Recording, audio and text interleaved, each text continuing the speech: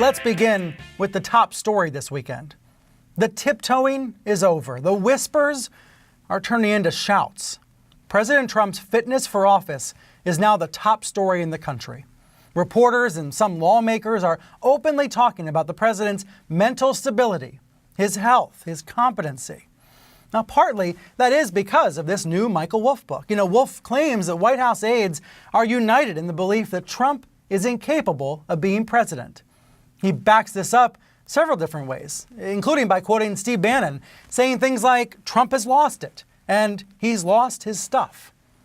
This is now a global story. One of Rupert Murdoch's papers in the UK went with the headline, Trump's mental health questioned by top aide. And the translation of that German headline in the middle asks, is Donald Trump still sane? Now, Trump's answer, of course delivered via Twitter, is that two of his greatest assets are his mental stability and being, really smart.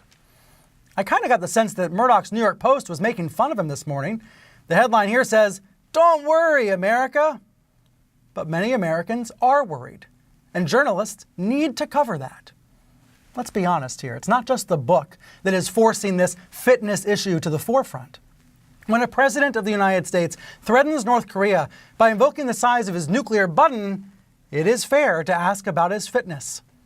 If a leader of another country were to do the same thing, I think many commentators, many reporters would conclude that he is not well. This past year has been full of reasons to question his fitness. President Trump promotes conspiracy theories. He shares racist videos on social media. He live tweets Fox News shows that mislead him while he derides real reporting as fake news. He calls for the prosecution of political opponents. He insults people for fun. He says so many flat-out false things that journalists can barely keep up.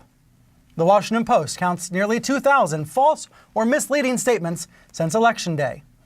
But, and here is the but, journalists are not judges or doctors. This is not a court or a hospital.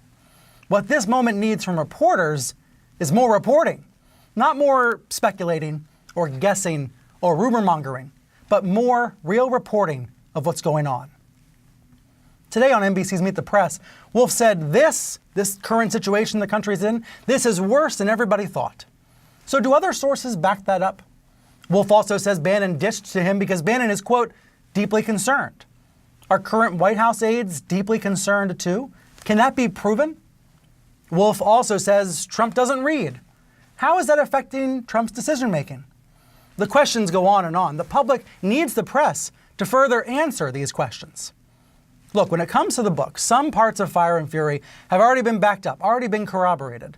Other parts have been challenged. When I read the book this weekend, I found some errors that were relatively minor, but still troubling, because every error undercuts Wolff's credibility. We're going to get deep into that this hour, but let's begin with the one, the only, Carl Bernstein, a CNN political analyst who has been, I would say, leading these conversations, leading these questions about the president's fitness. Carl, you and I have talked about this topic in recent months. Has something changed in your view this week? Yes, we're in a real constitutional crisis in an unprecedented place where we as a country and where we as journalists have never been before, in which a huge part of the citizenry of our country and the leadership of the country in Congress, privately and in public, openly question the fitness and stability of the President of the United States. So it raises a great question. How do we report on this reality? Meanwhile, abroad, leaders are questioning the fitness of the President of the United States and whether or not the country is in good hands. This is a reporting challenge unlike any other. And it really is a story partly about Republicans, what Republicans are saying in private, because as I reported months ago in private, they were telling me, many Republicans in Congress, that they doubt the fitness and stability of the president.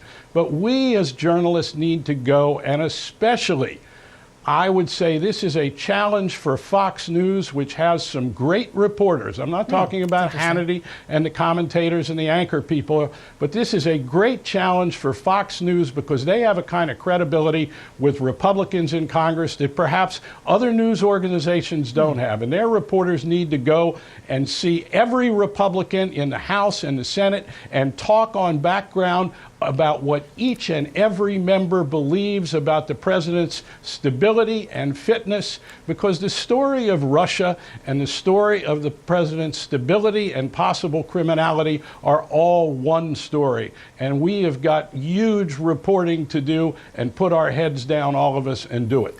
Is it a problem that right now there's one set of answers to questions on the record publicly and a different set of answers off the record? Here's what I mean, Carl. Rex Tillerson told CNN's Elise Labat that he's never questioned the president's fitness. Nikki Haley said this morning on ABC that no one in the White House questions the stability of the president. Stephen Miller said on State of the Union with Jake Tapper that, hey, Trump is a political genius. Are they saying something else privately?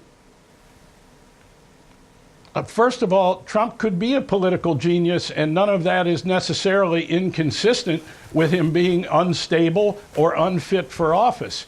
Look, as I said on our air in this show many times months ago, we have to go to all of these people who have been saying to us in private, what do you think? Look, it might be that when you poll 200 and something members of the House and Senate who are Republicans, and this is very much a project for the Republican Party because they have enabled Trump to go on as he has without questioning out loud his fitness.